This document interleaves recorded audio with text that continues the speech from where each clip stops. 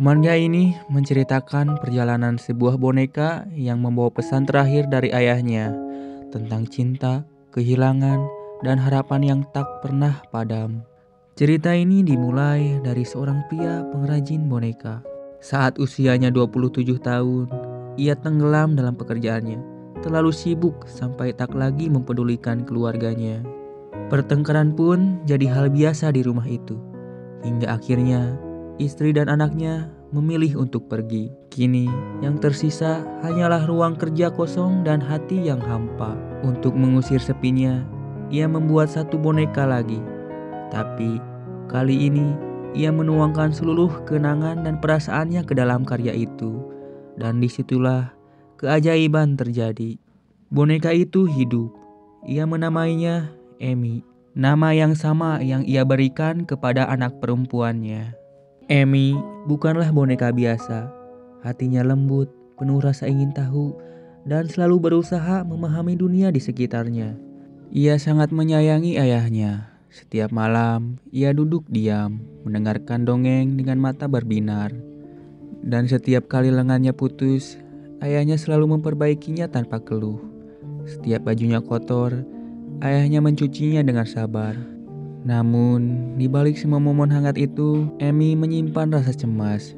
Ia tahu ia hanyalah boneka, dan ia mulai bertanya-tanya apakah semua kasih sayang ini sungguh untuk dirinya, atau hanya karena ia mengingatkan kepada putrinya yang telah lama pergi. Suatu malam, Amy melihat ayahnya duduk termenung di sudut ruangan, menatap foto usang yang mulai memudar warnanya. Amy, dengan segala kelembutannya, tak tahan melihat ayahnya bersedih seperti itu. Maka ia pun membuat keputusan besar. Dia ingin membantu ayahnya untuk bertemu kembali dengan putri kandungnya, Amy yang asli. Namun ketika ia mengungkapkan niatnya, sang ayah hanya tersenyum dan menggeleng pelan. "Terima kasih Amy," katanya lembut. "Tapi ayah sudah bahagia. Ayah sudah memiliki segalanya bersamamu." Kata-kata itu seharusnya menghangatkan hati Amy, tapi entah kenapa justru sebaliknya. Ada rasa aneh yang tumbuh di dalam dirinya, sebuah kesadaran yang sulit dijelaskan. Dalam diam, Amy bergumam pada dirinya sendiri, "Tapi aku bukan dia, aku bukan putrinya yang sebenarnya. Meski aku selalu ada di sisinya, aku tahu aku tak akan pernah bisa menggantikan dirinya." Itulah luka tersembunyi Amy. Ia tak menginginkan lebih, hanya ingin diakui sebagai dirinya sendiri. Setengah tahun pun berlalu. Amy mulai tampak murung dan ayahnya semakin melemah. Ia tak lagi bisa bangun dari tempat tidurnya. Meski begitu, Amy tetap tersenyum ceria di hadapan ayahnya. Sampai pada suatu hari, ayahnya memanggilnya pelan dan memberikan 2 surat. Surat itu coba kirim ke ibu penjual bunga di sudut jalan sana. Dan yang satu lagi untuk putriku tercinta, kata sang ayah. Sejak hari itu, ayahnya tak pernah lagi bergerak. Di malam yang sunyi, Amy berbaring di sampingnya. Ia membayangkan bahwa ayahnya kini sedang bertemu kembali dengan putri kandungnya. Amy, matanya menatap surat yang belum sempat ia kirimkan. Dan saat itu juga, ia tahu apa yang harus ia lakukan. Dengan hati yang berat tapi penuh tekad, Amy bangkit. Ia melangkah keluar rumah untuk menyampaikan surat-surat itu sebagai bentuk cinta terakhir dari seorang ayah yang menciptakannya dengan sepenuh hati. Hari pertama, Amy mengantarkan surat pertama kepada bibi penjual bunga. Hari ketiga, untuk pertama kalinya Amy berjalan sejauh ini. Kakinya mulai terasa lelah. Hari ketujuh, ia terjatuh di jalanan berlumpur. Pakaiannya kotor, namun Amy tersenyum lega. Suratnya masih utuh. Hari ke-14, mantel kesayangannya robek, digigit anjing saat ia lewat.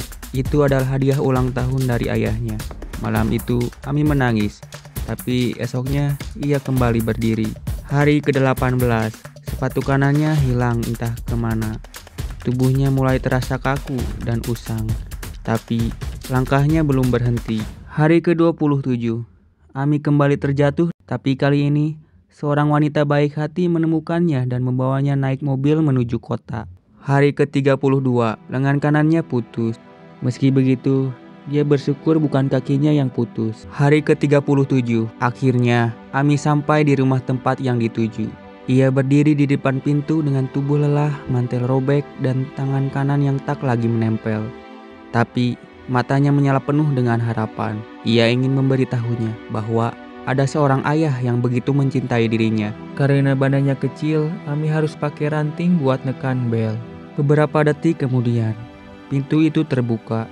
Ami menatapnya dengan mata besar penuh harapan, lalu bertanya dengan pelan, "Apakah Anda Ami yang asli?" katanya. "Asli?" katanya dengan dahi berkerut. "Ya, aku Ami. Tapi kamu siapa?" Ami mengeluarkan surat lusuh dari sakunya dan berkata dengan suara lembut, "Ini dari ayah." Wanita itu menatap Ami dari kepala sampai kaki. Mantel yang kotor, tubuh tambal sulam, dan satu lengan yang putus. Ekspresinya berubah dingin seketika. "Aku tidak punya ayah," katanya datar. Lalu pintu tertutup dengan keras. Dentuman itu bergema di hati Ami, tapi ia tak mau menyerah. Dengan ranting yang sama, ia menekan bel itu lagi dan lagi. Pintu kembali terbuka. Ami menatap penuh panik. "Tolong, ini penting. Ini surat dari ayah," kata Ami panik. Matanya berkaca-kaca. "Aku tidak ingin membaca apapun lagi darinya," katanya dingin, kemudian menutup pintu itu lagi dengan keras. Ami terduduk lemas di depan rumah itu. Matanya menatap surat yang kini terasa begitu berat di tangannya.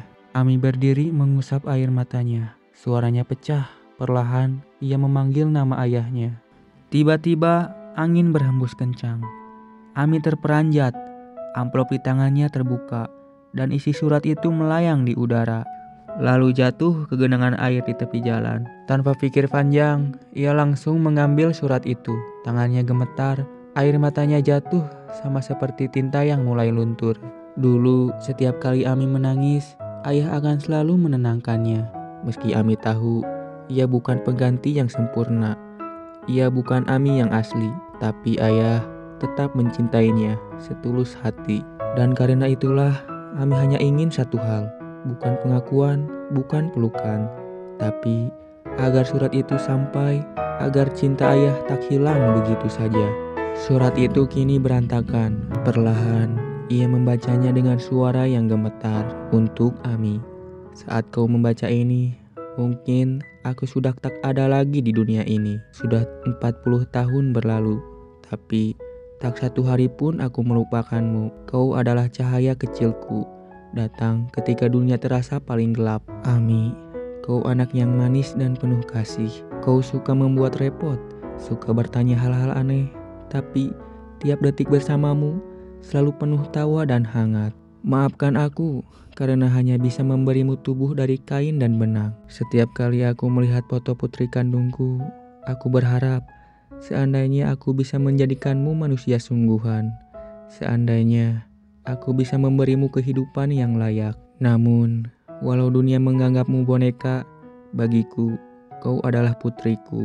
Tak kurang sedikit pun.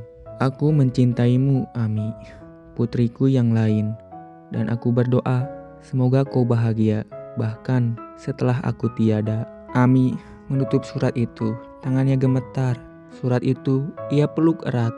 Air matanya jatuh, terus jatuh, seolah tak bisa berhenti. Langit mulai jingga. Dunia perlahan tenggelam dalam senja. Dan Ami akhirnya sadar, Ami dicintai oleh ayah. Ami kembali berjalan. Tubuhnya goyah.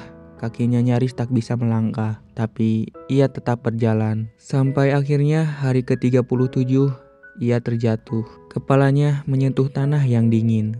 Matanya perlahan menutup, dan tubuh boneka itu berhenti bergerak. Malam itu, dunia menjadi sunyi.